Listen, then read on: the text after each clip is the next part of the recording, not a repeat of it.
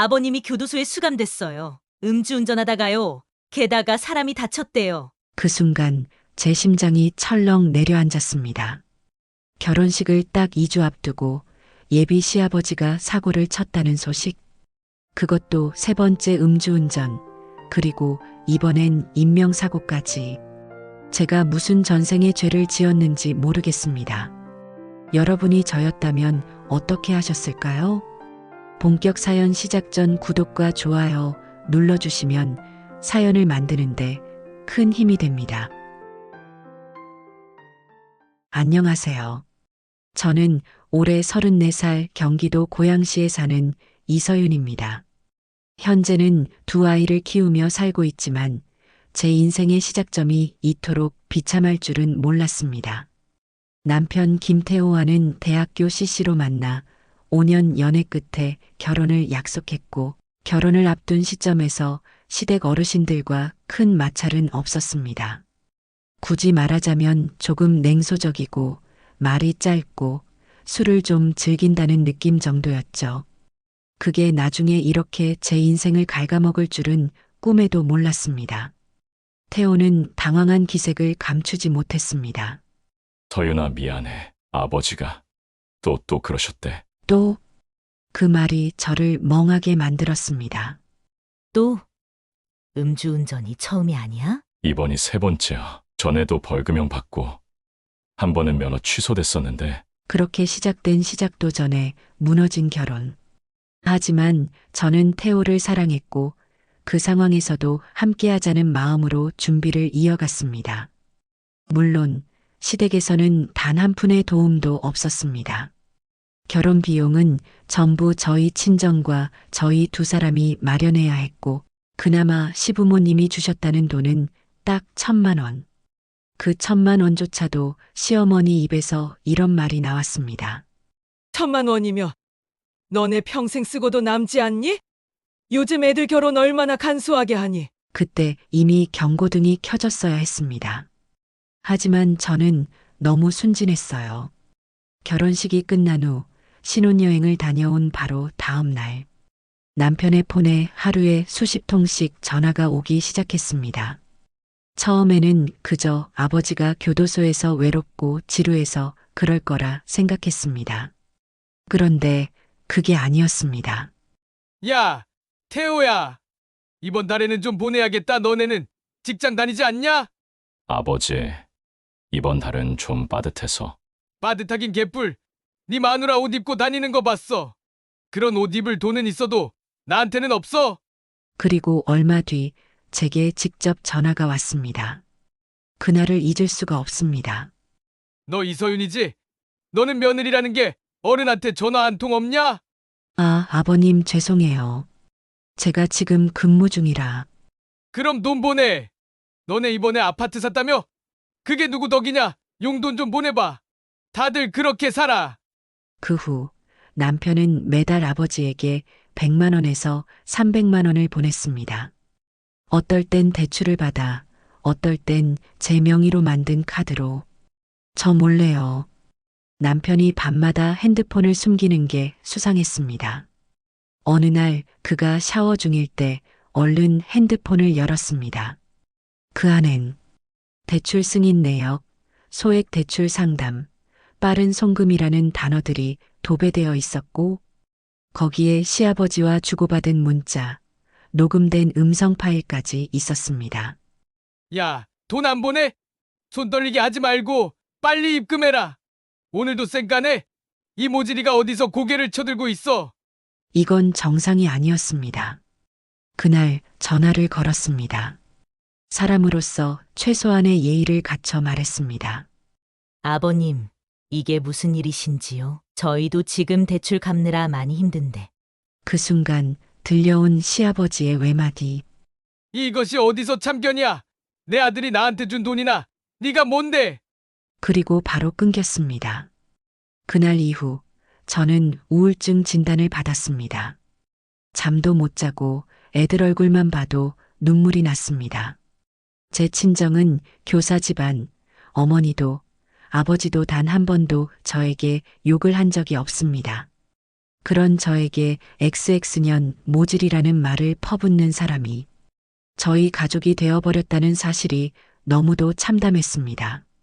남편은 점점 자포자기하는 태도로 변해갔고 그냥 보내드리자 그래도 아버지잖아라는 말을 입버릇처럼 하며 무너졌습니다.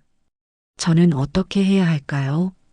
이 지옥에서 아이들을 지켜낼 수 있을까요? 서윤아, 그냥 이번 달도 드리자. 아버지잖아. 남편은 점점 무기력해졌고 현실을 회피하기 시작했습니다. 제게는 가족이라는 단어가 서로를 지키고 위하는 의미였는데 남편에게는 그저 피할 수 없는 굴레처럼 느껴졌습니다.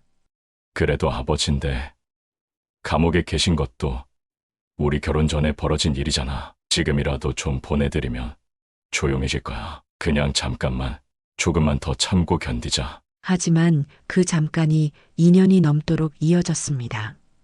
그동안 우리 부부가 시아버지께 보낸 돈은 5천만 원이 훌쩍 넘었습니다. 그중 대부분은 남편이 몰래 대출을 받아 충당한 것들이었습니다. 저는 맞벌이를 하며 두 아이를 키우고 있었습니다.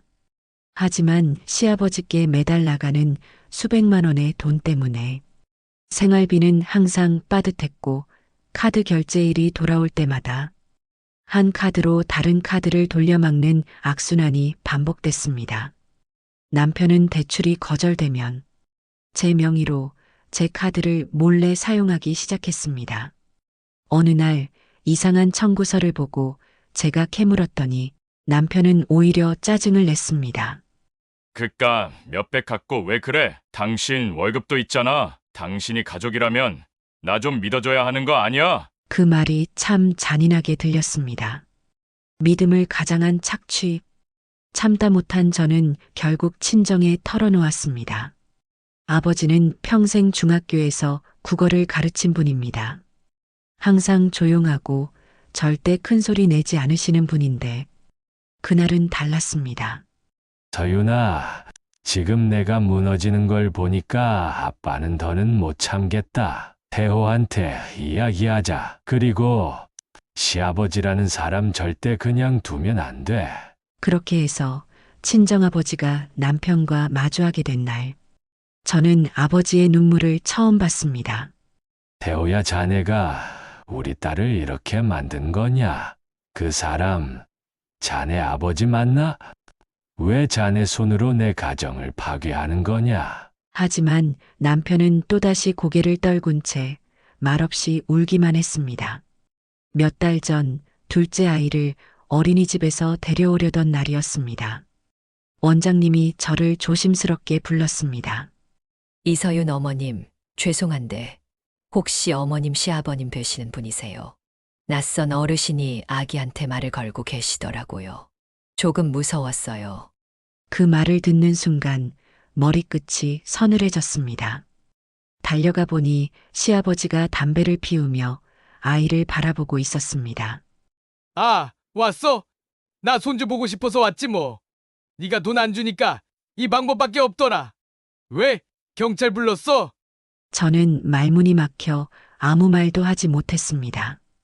그날 밤 저는 아이가 잠든 후 눈물로 베개를 적셨습니다. 이제는 우리 아이들까지 시아버지의 그늘에서 벗어날 수 없게 됐다는 현실에 숨이 턱 막혔습니다.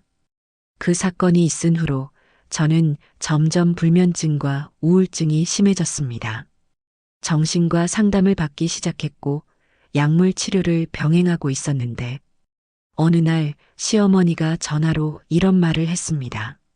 서윤아, 너 요즘 약 먹고 있다며? 그런 애들한테는 애 키울 자격도 없어. 어차피 너 같은 애들은 정신병원 들어가야 돼. 태호가 우리랑 살면 훨씬 행복할 거다. 말끝마다 정신병, 애 키울 자격 없음, 너는 문제 있는 여자라는 비수가 꽂히는 말들이 이어졌습니다. 그날 이후 저는 모든 연락을 끊었습니다. 도저히 이 상황에서 벗어날 수 없다는 생각이 들었을 때 제 머릿속에는 이혼이라는 단어가 처음으로 떠올랐습니다. 하지만 문제는 간단하지 않았습니다. 대출은 제 이름으로 되어 있고 카드는 남편이 제 명의로 수십 건의 할부를 사용 중이었으며 무엇보다도 아이들이 너무 어렸습니다. 그럼에도 불구하고 이대로는 절대 안 된다. 이 지옥에서 나와야 한다. 저는 결심했습니다. 사람이란 게요. 정말 끝까지 밀려야 결심하게 되는 순간이 있더라고요. 저는 그날 밤 조용히 아이들을 재우고 남편 몰래 제 통장, 대출 내역, 카드 명세서, 보험 내역을 하나하나 정리했습니다. 이혼을 준비하기로 결심한 순간이었죠. 다음 날 아침 남편에게 말했습니다. 태호야, 우리 이혼하자. 그 말이 나오기까지 수천 번은 속으로 되뇌었던 말인데도 입 밖으로 꺼내는 순간 눈물이 먼저 터졌습니다. 남편은 말을 잇지 못했습니다. 미안해, 진짜 미안해. 근데 나도 방법이 없었어. 아버지랑 어머니가 계속 그러니까. 그냥 무서워서 그냥 보내드린 거야. 그 순간 저는 더 이상 남편에게 기대할 것이 없다는 걸 깨달았습니다. 더는 이 사람도 저를 지킬 수 없다는 사실을요. 제가 이혼 준비를 시작했다는 사실은 친정에 이야기한 지 2주도 채 되지 않아 시댁에 전해졌습니다. 그리고 그날 시어머니가 전화를 걸어와 폭언을 퍼부었습니다. 인연이 제정신이야? 네가 뭔데 이혼이야? 지금 네가 입고 있는 옷, 네가 타고 다니는 차, 그게 다 우리 태호가 벌어서 한 건데 넌 그냥 돈 퍼먹고 사는 기생충이야. 이 기집애야. 그뿐이 아니었습니다. 시어머니는 저희 친정집까지 찾아와 소리를 질렀고 정문 앞에서 제 엄마와 말다툼을 벌였습니다. 친정엄마는 경악한 얼굴로 경찰에 신고했고 그제야 시어머니는 사라졌습니다. 그 일이 있고 며칠 후 더 끔찍한 사건이 벌어졌습니다. 그날은 비가 추적추적 내리던 수요일이었습니다. 아이들은 어린이집에 있고 저는 반차를 내고 혼자 집에 있던 중이었습니다. 현관문을 두드리는 소리에 문을 열었고 그곳에는 시아버지가 왼손에 피를 흘리며 주저앉아 있었습니다. 서윤아, 네가 너무해서 그래. 아버지도 사람인데 이렇게까지 만들어야 속이 시원했냐? 그 말에 저는 얼어붙었습니다. 손목에는 피가 흐르고 있었고 정확히 말하면 깊은 자해는 아니었지만 분명히 스스로 손을 긋고 피를 낸 상태였습니다. 아버님, 제발 이러지 마세요. 제발요. 눈물이 흐르기도 전에 저는 119에 전화를 걸었습니다. 그리고 구조대가 도착해 시아버지를 병원으로 옮겼습니다. 하지만 더 기막힌 건 그 후의 일이었습니다. 그 일이 있고 며칠 뒤 남편 앞으로 내용 증명이 도착했습니다. 민사 손해배상 청구서. 이혼 과정에서 며느리의 태도와 무시로 인해 극심한 정신적 피해를 입었으며 이에 대한 책임을 묻기 위해 정신과 진단서를 첨부합니다. 정말 제 정신이 나가는 줄 알았습니다. 가해자가 피해자인 척. 사람을 이렇게까지 몰아세울 수 있다는 사실이 세상에 존재한다는 게 믿기지 않았습니다. 태호야, 나 진짜 무서워. 그런데 넌 아직도 내 아버지 편을 들 수 있어? 남편은 한참을 말없이 있다가 고개를 숙인 채 이렇게 말했습니다. 이제 나도 모르겠다. 근데 너랑 사는 것도 너무 힘들었어. 그 말에 제 모든 희망이 꺼졌습니다. 남편은 제가 아니라 이 모든 상황에서 자기 자신을 가장 먼저 생각했던 사람이었습니다. 그날 이후 저는 변호사를 선임했고 모든 금융자료와 통화 내역, 욕설 녹취, 문자 캡처본을 정리해 법적으로 대응하기 시작했습니다. 변호사님은 단호히 말했습니다. 이건 단순한 이혼이 아니라 정신적 학대와 경제적 착취에 대한 손해배상 청구가 가능한 사안입니다. 두려워하지 마세요. 지금부터라도 되찾을 수 있습니다. 저는 처음으로 안도의 눈물을 흘렸습니다. 이혼 소송을 본격적으로 시작한 첫 주, 변호사님과 함께 법원에 제출한 자료들을 정리하며 저는 다시 한번 지난 몇 년간을 되돌아보게 되었습니다. 그동안 제가 시부모에게 보낸 돈, 남편의 명의로 빌린 것처럼 꾸며진 수많은 대출 내역들, 그리고 제 명의로 돌려막기된 카드 빚, 차곡차곡 쌓인 숫자들을 보며 저는 한 번 더 확신했습니다. 나는 피해자였다. 그리고 이제는 피해자로서 법의 보호를 받아야 할 때라는 걸요. 그런데 믿기지 않는 일이 벌어졌습니다. 변호사님께 전달받은 상대방, 즉 시댁 측의 답변서에는 이런 문장이 쓰여 있었습니다. 원고 서윤은 정신적으로 불안정하며 결혼 당시부터 남편과 시가에 적응하지 못했고 자발적으로 경제적 지원을 약속한 바 있음. 그리고 그 밑에 덧붙여진 한 장의 사진. 제가 친정에서 김치 담그는 날 찍은 웃는 얼굴 사진이었습니다. 정신적으로 불안정하다면서 웃고 있네? 이게 어디가 피해자라는 거야? 저는 치를 떨었습니다.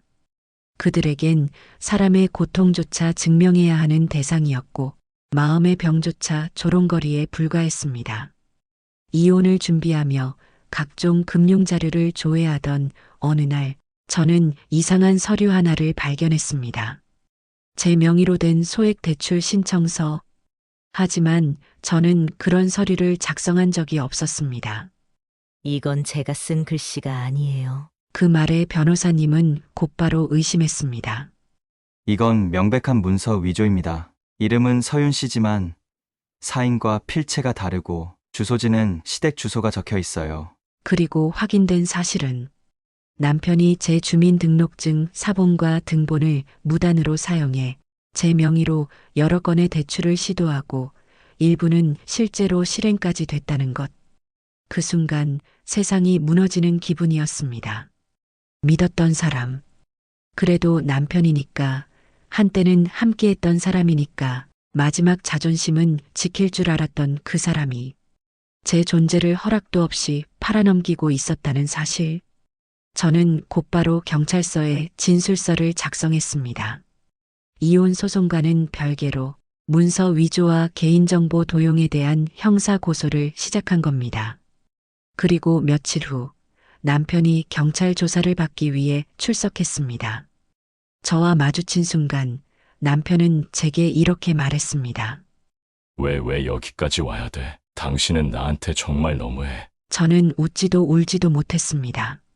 태호야. 난 너한테 너무하려고 하지 않았어. 너한테, 우리 가정에 정말 마지막까지 참고 참았던 사람이야. 너는 그걸 알기라도 해? 남편은 대답하지 않았고 그날 이후 그는 제 앞에 한 번도 나타나지 않았습니다. 소송이 진행되면서도 시어머니는 여전히 남편을 통해 저를 향한 욕설을 녹음해 전송했습니다. 지가 며느리 노릇 못 해놓고 피해자 코스프레를 하네. 요즘 이런 여자들이 제일 무서워. 집안 망신은 네가 다 시켰다. 저는 이제 그런 말에도 아무런 감정이 들지 않았습니다. 지쳐서가 아니라 이제는 내가 나를 지키는 방법을 알게 되었기 때문입니다. 아직 어린 아이들이 왜 아빠가 집에 없냐고 물어볼 때마다 저는 솔직히 말하지 못했습니다. 아빠는 멀리 출장 가셨어. 엄마랑 아빠는 조금 쉬기로 했어. 하지만 마음속 깊은 곳에서 언젠가 아이들이 다 자라서 이 모든 걸 알게 될 날이 오더라도 엄마는 너희를 지키기 위해 싸웠다고 말할 수 있기를 바랐습니다. 그래서 저는 매일 약을 먹고 매일 법정에 서고 매일 울면서도 하루를 살아냈습니다. 이혼 소송이 시작되고 정확히 5개월 후 저는 남편과 마지막으로 같은 공간에 서게 됐습니다. 바로 가정법원 소송 조정실이었습니다. 저는 변호사의 조언에 따라 증거자료를 모두 정리했고 감정기록과 진단서, 금융 내역까지 빼곡하게 제출했습니다. 내가 왜 여기까지 와야 했을까? 한편으론 슬프고 참담했지만 또 한편으론 이제라도 멈추게 할 수 있다는 생각에 심장이 조용히 두근거렸습니다. 재판 당일 법정 복도에서 마주친 시어머니는 제 눈을 똑바로 바라보며 말했습니다. 넌 우리 집안 망신이다. 어떻게 자식 낳은 여자가 애 아빠를 저렇게 만들 수가 있냐? 그러고는 손가락질을 하며 미친 사람처럼 웃었습니다. 주변 방청객들과 다른 재판 대기자들도 하나둘 그녀의 기이한 언행을 주시했고 그제야 법원 직원이 그녀를 제지하며 말렸습니다. 하지만 그건 시작에 불과했습니다. 재판이 시작되자 시어머니는 증인으로 나와 이렇게 진술했습니다.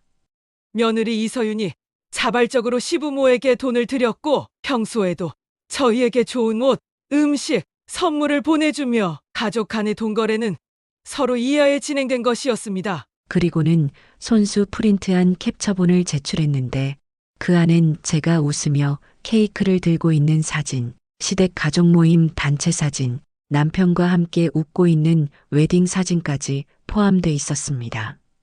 그녀는 사진을 흔들며 말했습니다. 보십시오.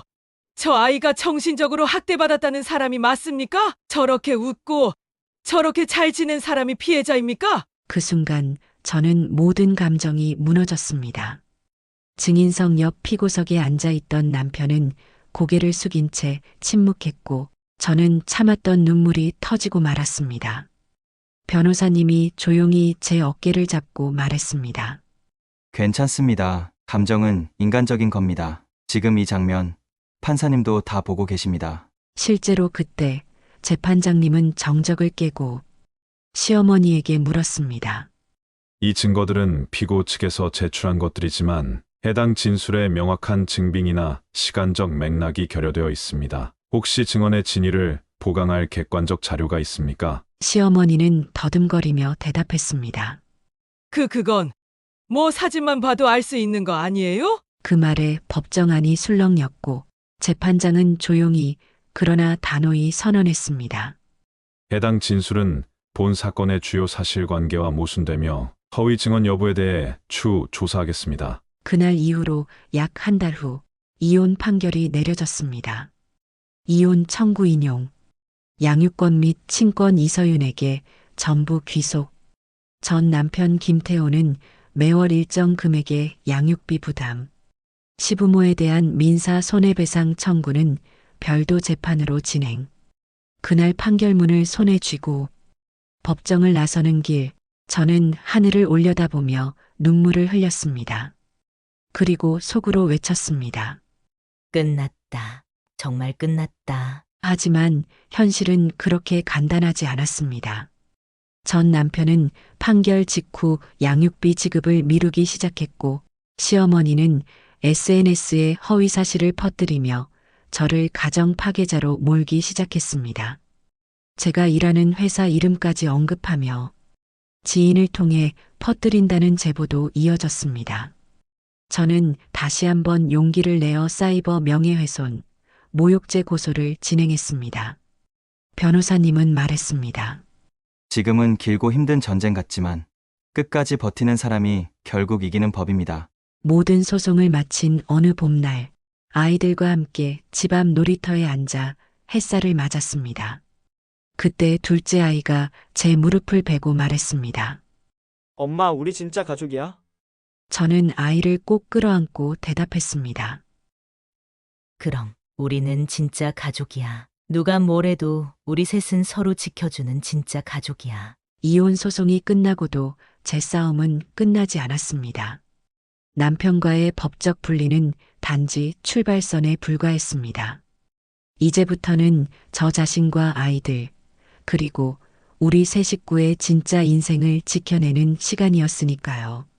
제가 별도로 제기한 명예훼손 및 정신적 손해배상 민사소송은 무려 7개월 가까이 진행됐고 그 과정에서 시어머니가 온라인과 오프라인을 통해 퍼뜨린 허위사실 유포 증거 자료들이 하나하나 증명되었습니다.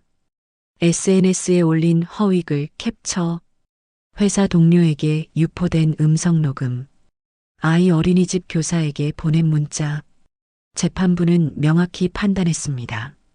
피고는 원고의 명예를 심각하게 훼손했으며 이로 인한 정신적 피해와 사회적 손해는 상당함. 그 결과 시어머니는 손해배상금 3천만 원을 지급하라는 판결을 받았습니다. 그날 법정을 나서던 시어머니의 얼굴은 창백했고 더 이상 저를 향해 욕설을 퍼붓지도 않았습니다. 그리고 믿기지 않는 소식이 들려왔습니다. 시아버지가 또다시 음주운전으로 적발되어 구속되었다는 뉴스. 이젠 정말 버릇은 죽어도 못 고친다는 말이 실감났습니다.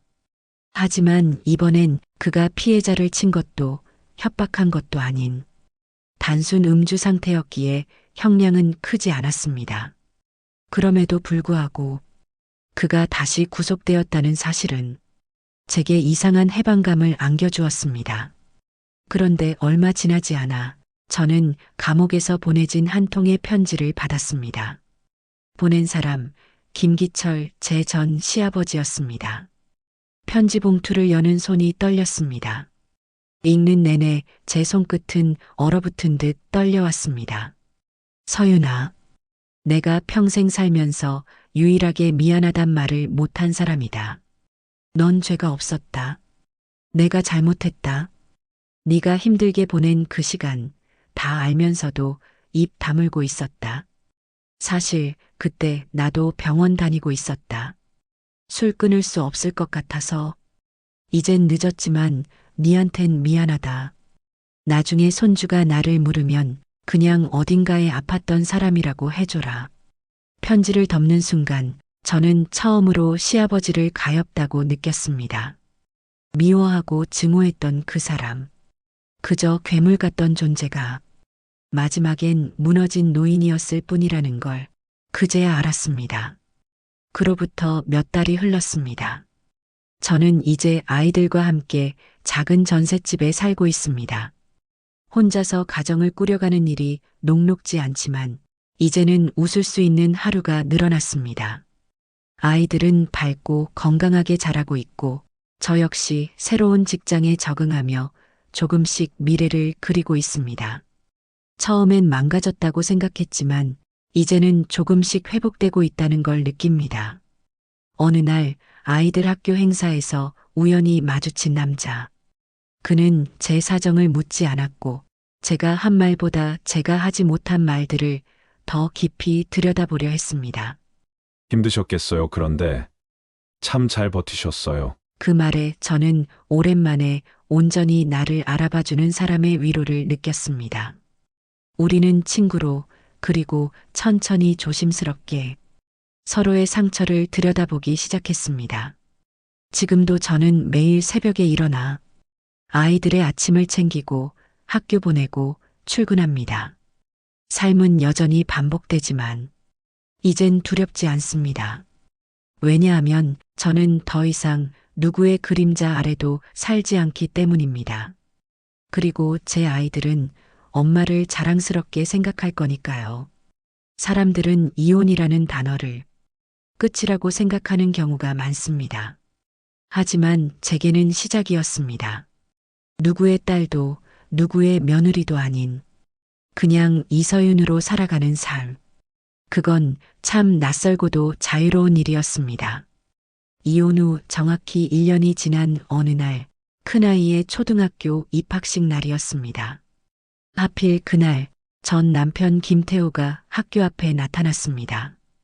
양복을 입고 말끔한 차림으로 아이에게 뭔가 말을 걸려다 저와 눈이 마주친 순간 그는 걸음을 멈추었습니다. 서윤아, 미안해. 저는 담담히 말했습니다. 그 말 이제 의미 없어. 그리고 우리 아이들 삶에 갑자기 끼어들지 마. 너한테 필요한 건 반성이지 연기 아니야. 그는 아무 말 없이 고개를 끄덕였고 그날 이후 다시는 모습을 드러내지 않았습니다. 아이들은 이제 스스로 가방을 챙기고 하루에 있었던 일을 저녁마다 제게 들려줍니다. 엄마, 우리 반에 아빠 없는 애 나밖에 없어? 아니야, 그런 거 아니야. 세상에는 여러 형태의 가족이 있는 거야. 부끄러운 일이 아니야. 중요한 건 우리가 서로 있으니까 괜찮다는 거야. 응, 엄마는 둘 다 해주잖아. 아빠도 엄마도. 그 말에 눈물이 핑 돌았습니다. 제가 지켜낸 이 아이들이 이제는 저를 지켜주고 있다는 걸 느끼는 순간이었죠. 함께 걷기 시작한 그 사람과 저는 조심스럽게 관계를 키워가고 있습니다. 당신을 내가 지켜주고 싶어요. 그동안 혼자 많이 싸우셨잖아요. 그는 제 상처를 헤집지 않았고 과거를 캐묻지 않았습니다. 그저 제가 웃을 수 있는 하루를 만들어주려 노력했습니다. 그리고 저는 깨달았습니다. 상처는 치유될 수 있고 사랑은 다시 피어날 수 있다는 걸요. 가끔 거울을 보며 생각합니다. 예전에 나는 울고 있었고 지금의 나는 웃고 있다는 사실 하나만으로도 참 많이 변했구나 하고요. 이제는 매일 아침 눈을 뜰 때 오늘도 살 수 있겠다는 생각이 듭니다. 무섭던 세상, 벗어나고 싶던 사람들 모두 지나갔습니다. 혹시 지금 누군가의 폭언과 강요에 갇혀 있는 분이 계시다면 말씀드리고 싶습니다. 당신은 잘못한 게 없습니다. 버텨내는 것만으로도 충분히 잘하고 있는 겁니다. 저도 그랬습니다. 매일 아침 울면서 시작해 매일 밤 눈물로 잠들던 시절이 있었습니다. 하지만 지금은 그 시간을 제 이야기로 만들 수 있을 만큼 단단해졌습니다. 여러분의 인생을 응원하겠습니다. 긴 이야기 들어주셔서 감사합니다.